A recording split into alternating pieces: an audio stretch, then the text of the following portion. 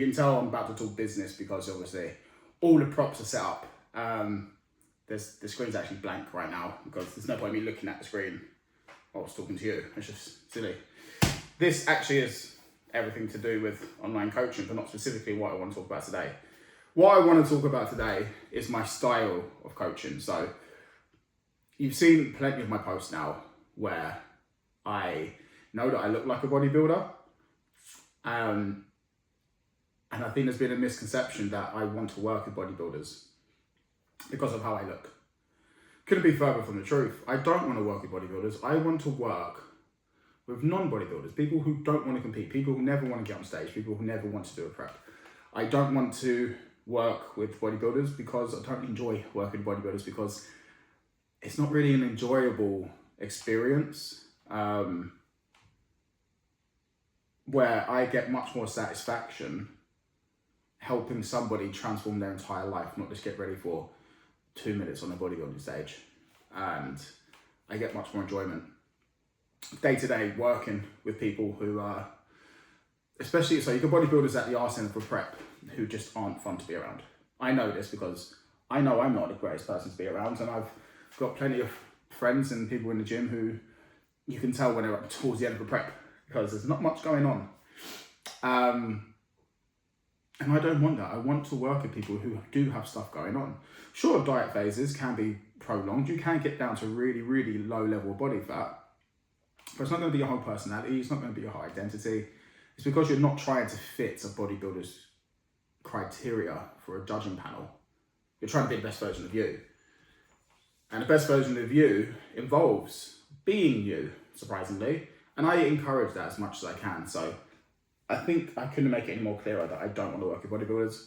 I don't want to work with a person who likes going to the gym, who likes training hard, who's willing to learn, and is happy to leave it all in the gym and not take it home with them.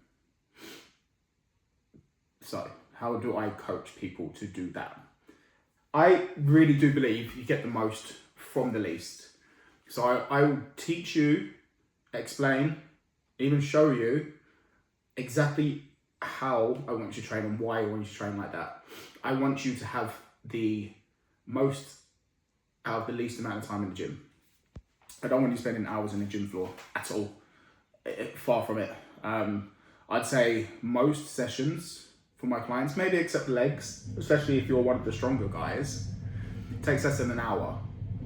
The first exercise is very meticulous. It's a very slow build up. It's a very slow way to warm your body up on that one specific part, on that one specific movement.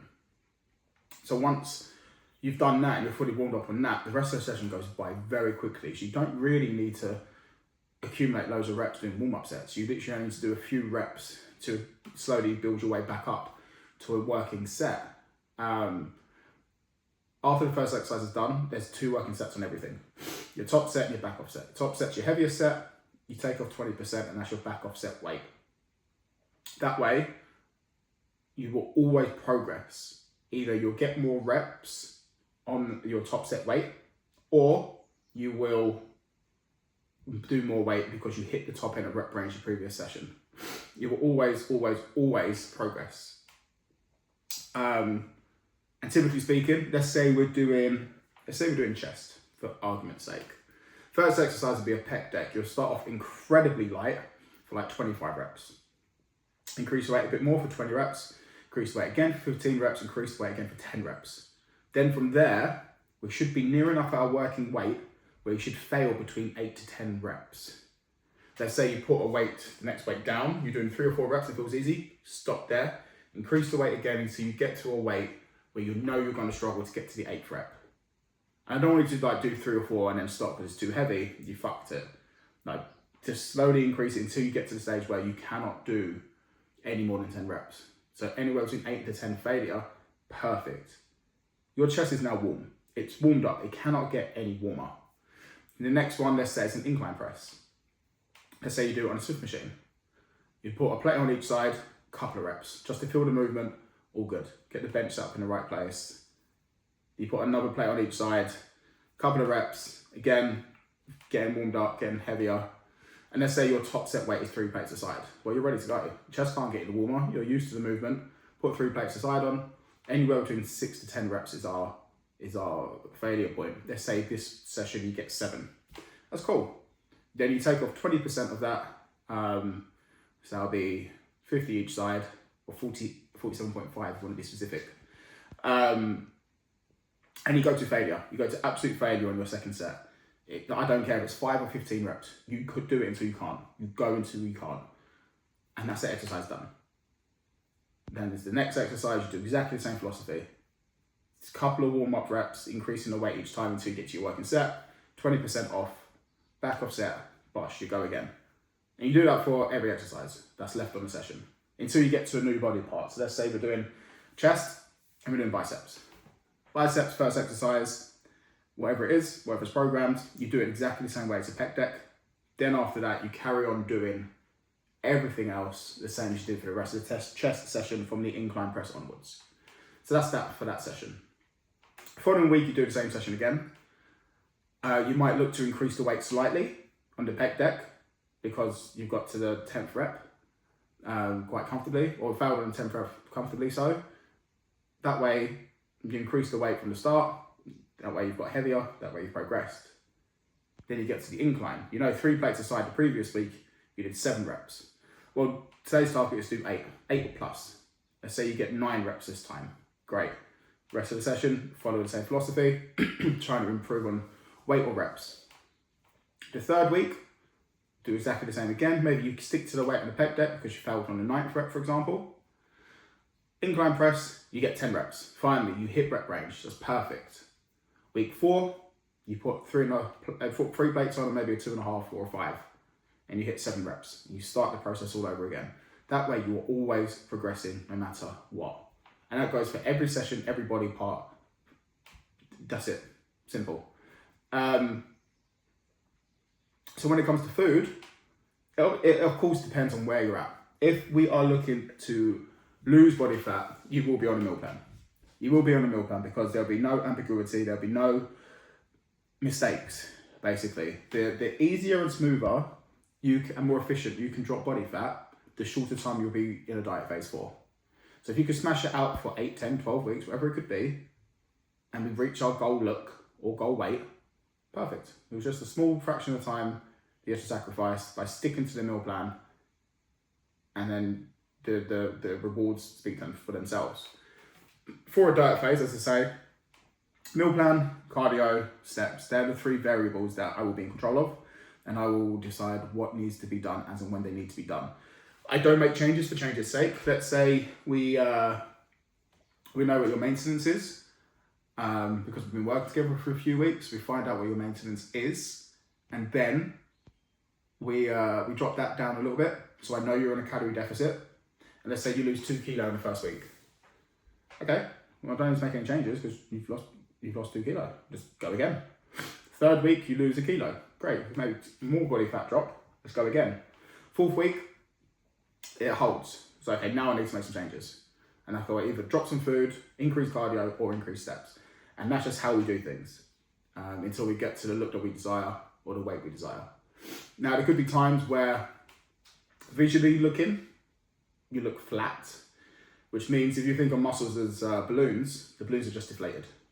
So let's pump the balloons back up by giving you more food and then send you on your way to crack on again. It helps to wash away fatigue, helps you get better pump in the gym, gives you something to look forward to. And when I say a refeed, if you have a choice, it could be something off plan. So you could go out for like burger and fries, or you can have a whole day of having more clean food. So it could be like a substitute, what's the word I'm looking for? That's it. Oh my God, my brain's not working. Why can't I think of the word? It's going to be a damn sight more. More food in every meal, basically. You're going to have an increase in carbs in every single meal. And that's what a refeed is.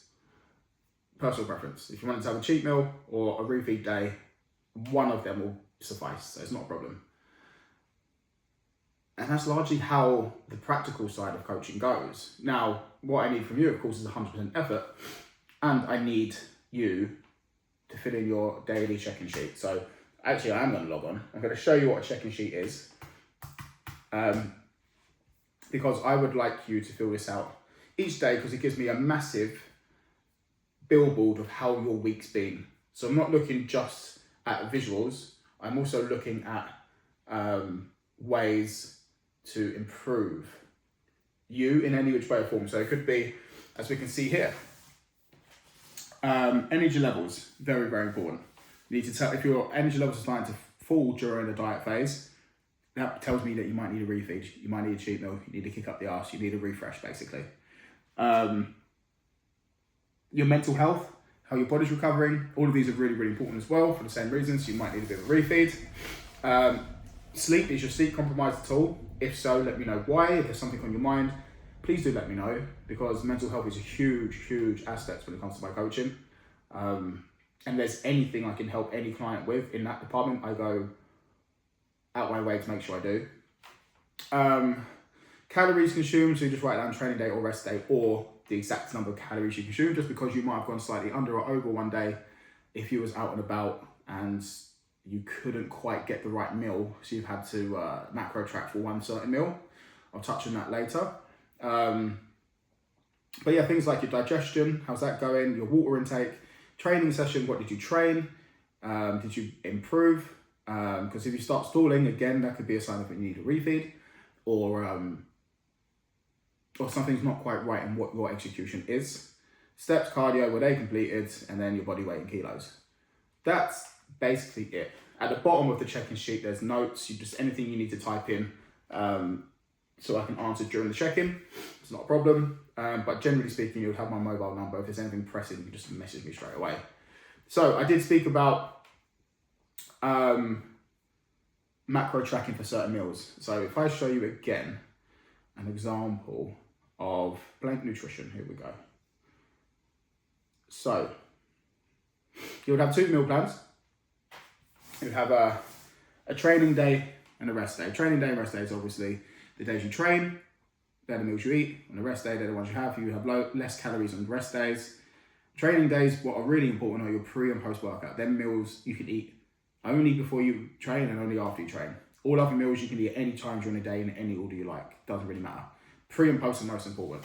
But let's say, for example, we've got meal 5 here. It's chicken, rice, and veg. It comes up as 579 calories, and you've got 50 grams of protein. If you're out and about and you didn't prep chicken, rice, and veg meal, then find something that gives you 50 grams of protein that is 580 calories. Simple as that. You cannot go wrong. Now, what I will stress is that not all meals are chicken and rice. I mean, this is a blank nutrition, so it's just a general nutrition, but it's got eggs on toast, basically a spaghetti bolognese, oats before you train, cereal after you train. I've got Cocoa Pops written down, but it could be almost any cereal, and Greek yogurt with protein powder and dark chocolate. So it's a varied meal plan. It's not boring, but equally, you do have a say, you do have an input on how the meal plan goes, because I'm not going to put down stuff you don't like or you can't digest or doesn't agree with your body into your plan. We need to find ways to make you eat all meals, that you enjoy all meals, while still losing body fat. It's as simple as that. Now, when it comes to bulking, that's a little bit different. Bulking, again, it'd be roughly the same meal plan you would have on dieting, just more food, of course, but you do have a bit more freedom.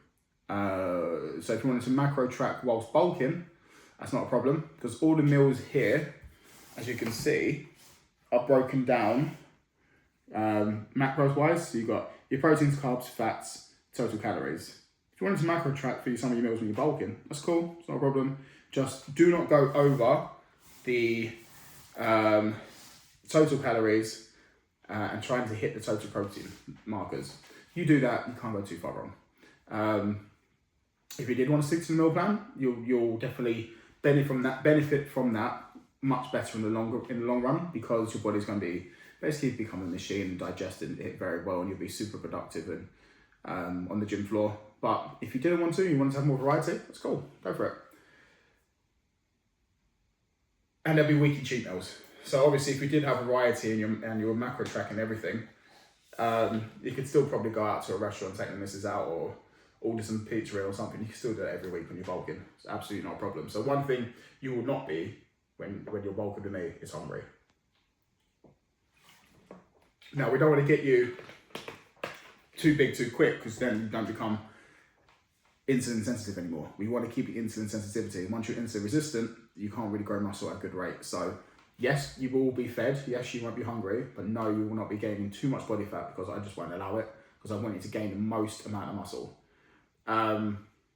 So we only look to gain 0.25 to 0.5 kilos a week when on a bulk.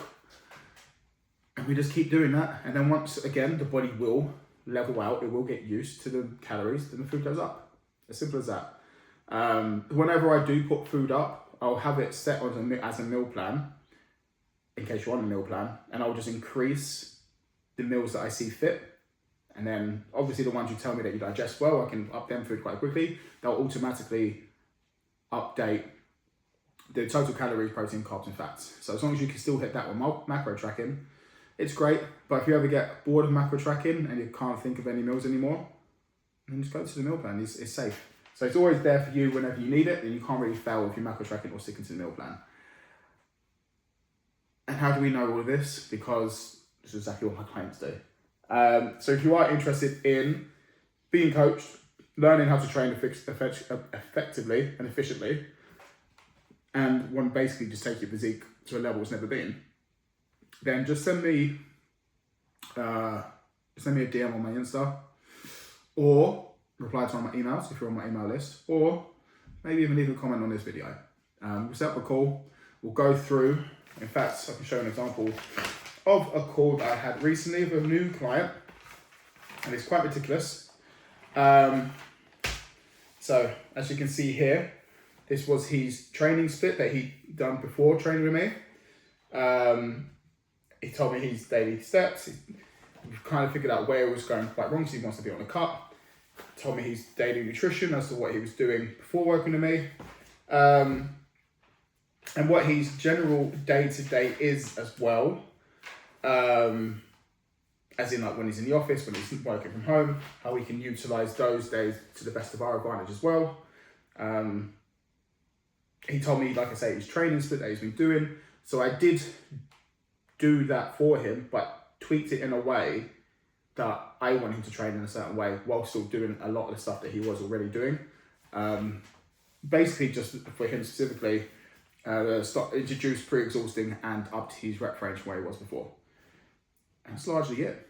That is largely it with that new client. And he's a kilo down in the first 4 days.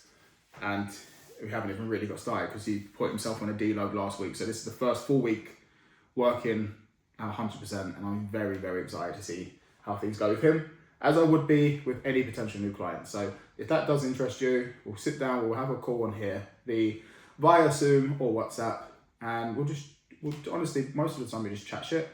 Just chat shit with the odd question in, like, tell me about your working week, tell me about your relationship with food, how's training going, what your targets are, do you want to get bigger, do you want to lose body fat, both. And you just tell me what you want from coaching. And then leave the rest to me and make a plan specifically for you,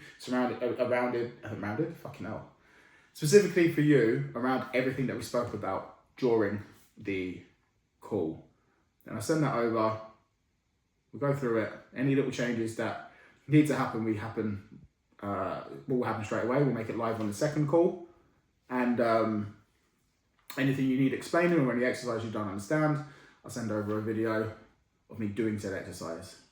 So you have the exact info you need before you even step on the gym floor for the first session that I will give to you. That's it.